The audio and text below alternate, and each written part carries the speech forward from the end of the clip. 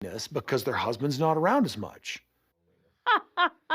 Sacred loneliness? I've never heard this term, sacred loneliness. I think it's stupid. Like you're supposed to honor the fact that you're lonely? The idea is that you sacrifice some of your emotional needs because you want to live plural marriage. I hear Kody talk about how hard plural marriage is on the women, and it's like, really? Now you figure that out?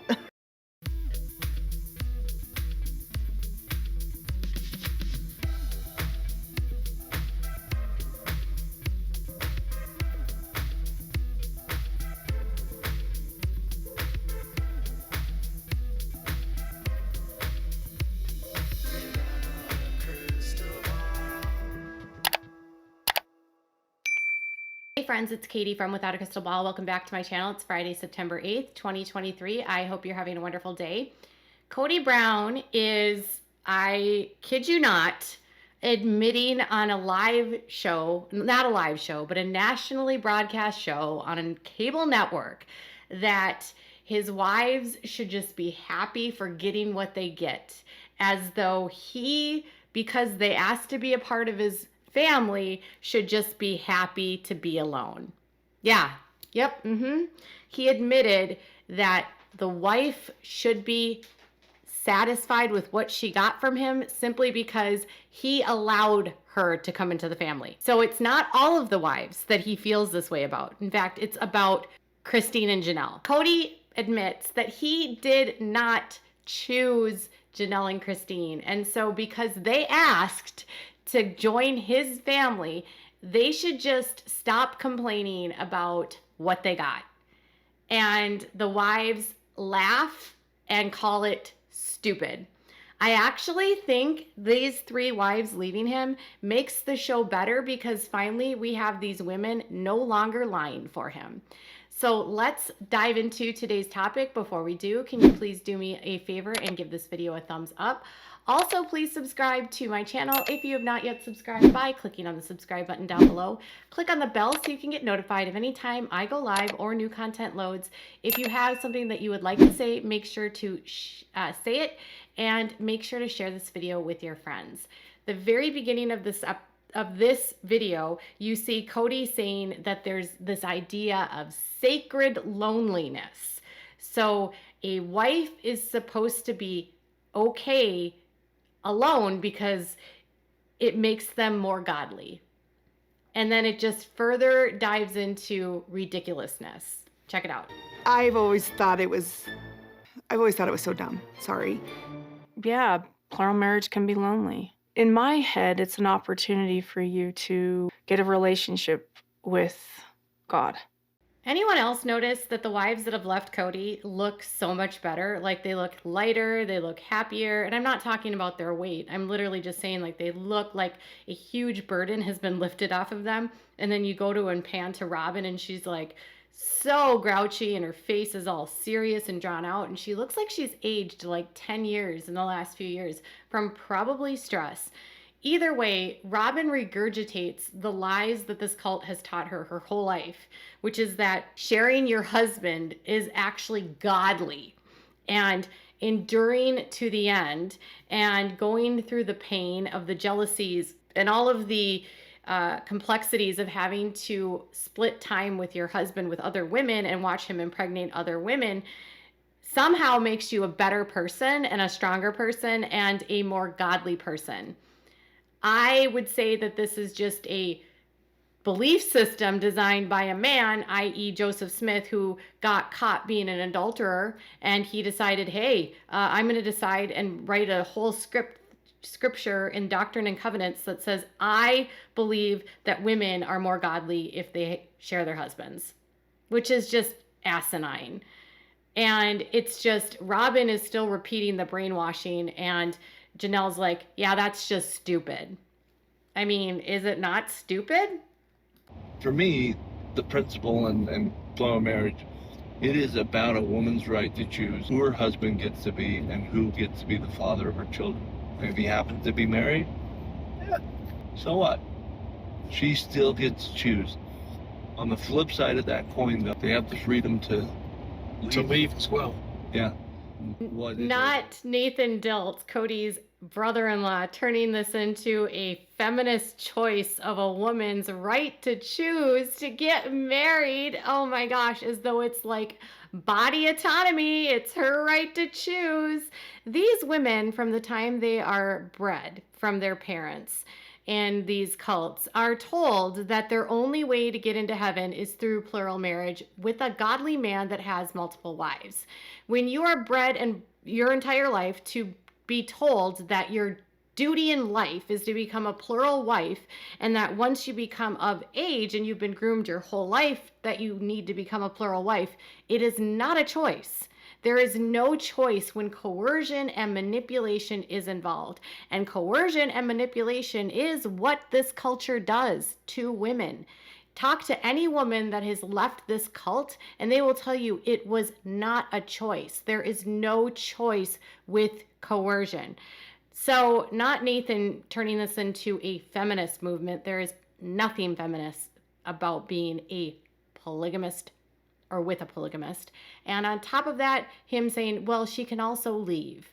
But it'll get worse because now Nathan's going to talk about, it's so hard to be a polygamist husband, you guys. It's so difficult. Woe is me. I'm the victim. What is overlooked is that it can be difficult for the guy too. I mean, it's a real work. Each wife wanted me to be 100% there. It was exhausting. And they got a break every other day.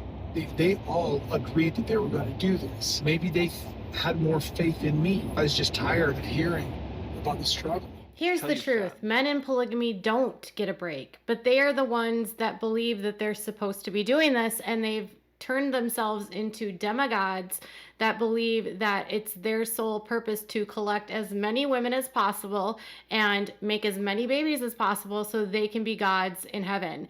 The men that are in this cult that don't buy into this leave, and that's why we have lost boys who are kicked out of the cult because they're competition to the men that want all of the wives. The men that end up as plural husbands in these cults, it's not the majority, it's actually the minority. And so the men that are opting to do this are actually the most narcissistic of the bunch.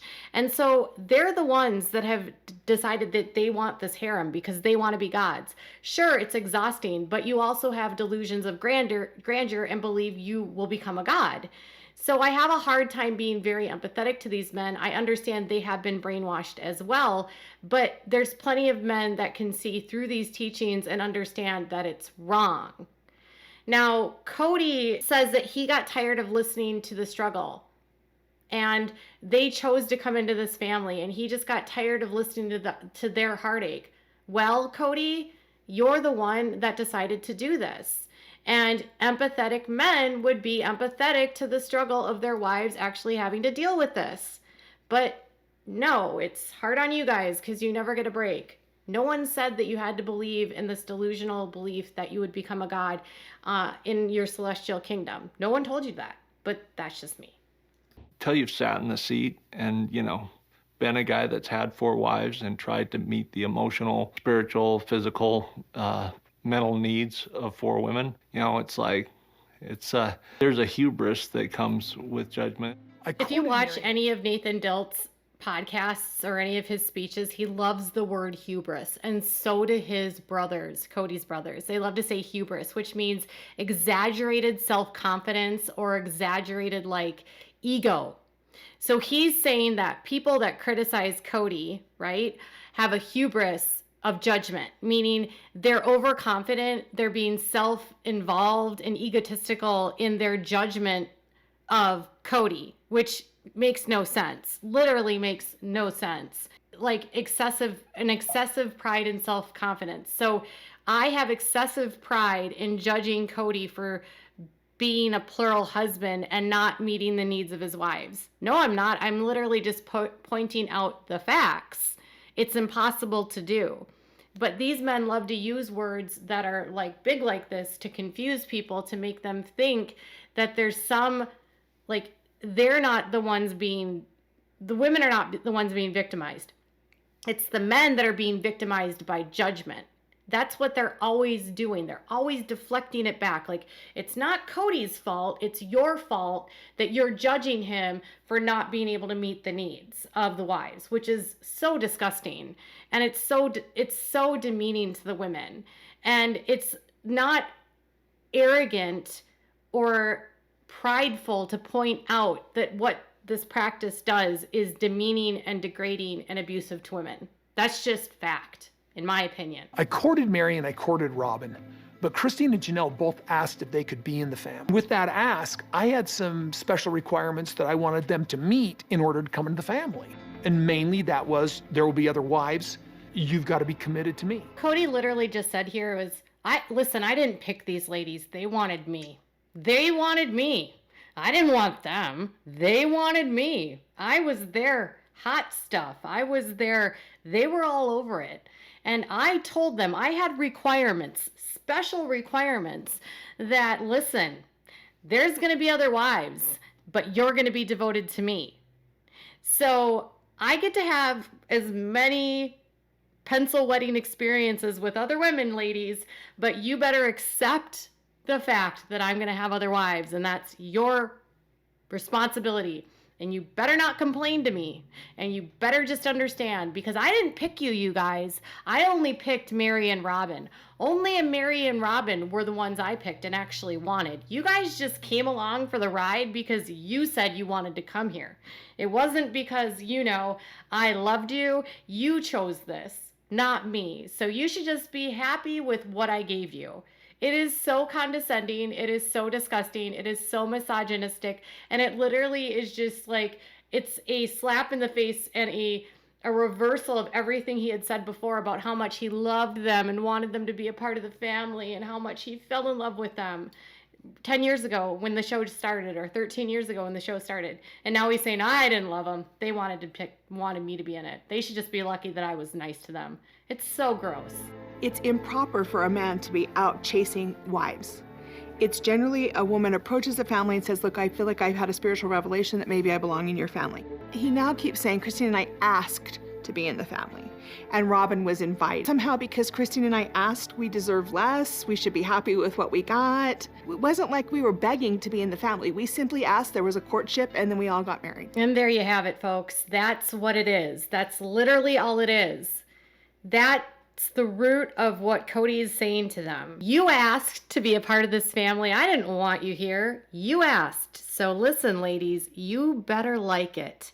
But I actually wanted and chased and courted and brought in Robyn. But it's improper, she says, for a married man to approach a woman. And that's exactly what Kody did. He was a married man approaching a woman and decided to court her. So he actually was chasing wives and chasing women while he was still married. And men in this cult do it every day. They always say that women approach men, but I can tell you time and time and time again, of all of the women that I speak to that have grown up this way, it is frequently them being approached by a man that wanted to marry them, not the other way around. Or if they were told of who they were going to court, it was at the suggestion of their father or another man in their lives. So she's admitting that Kody asked Robyn. Kody chased and was philandering, and he was chasing women. So essentially, because they had a revelation that they should be a part of the family, according to them, Christine and Janelle, they should just accept what's given to them. But because Robyn was the one that was pursued by Kody, then she deserves more. It's asinine, it's ridiculous, and it's stupid.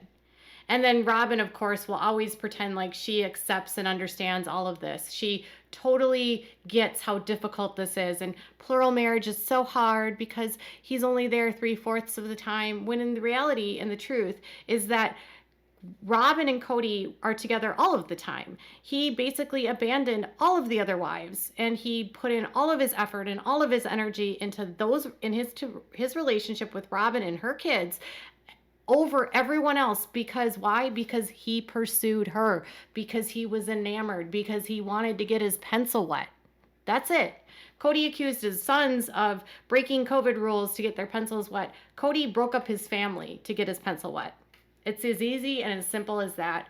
And men in this cult do chase women, and men in this cult do treat women terribly, and men in this cult do collect women like a harem and then discard them and don't expect them to just deal with it while they get to go do whatever they want. And they get to show up whenever they want and not show up whenever they want.